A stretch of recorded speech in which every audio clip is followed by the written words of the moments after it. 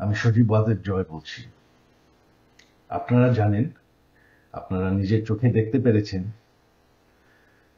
যে জাতির জনক, জাতির পিতা বঙ্গবন্ধুর বাসা, সেই ঐতিহাসিক ৩২ নম্বরকে পুড়িয়ে ফেলা হয়েছে। এই প্রটেস্টার তো বলবো না, এই মব জাতির পিতার বাসাকে পুড়িয়ে ফেলায়।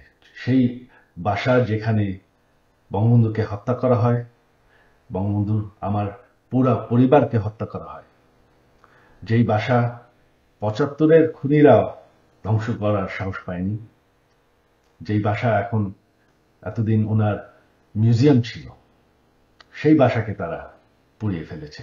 বঙ্গবন্ধু একটি দলীয় বিষয় না, বঙ্গবন্ধু হচ্ছেন জাতির পিতা। বঙ্গবন্ধু না থাকলে আজকে আমরা বাংলাদেশ হতাম না, আজকে আমরা পাকিস্তান হয়ে থাকতাম।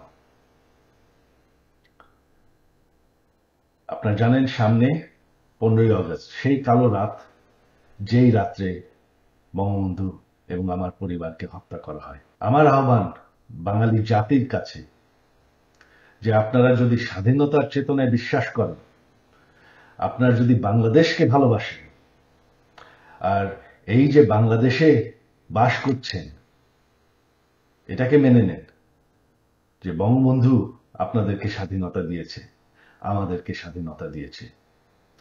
এই 15ই আগস্ট আমার আহ্বান আপনাদের প্রতি, শান্তিপূর্ণভাবে ৩২ নম্বরে গিয়ে ফুল দিয়ে আসবেন, দোয়া করবেন বঙ্গবন্ধুর জন্য, স্বাধীনতার চেতনার জন্য এবং আমার পরিবারের জন্য।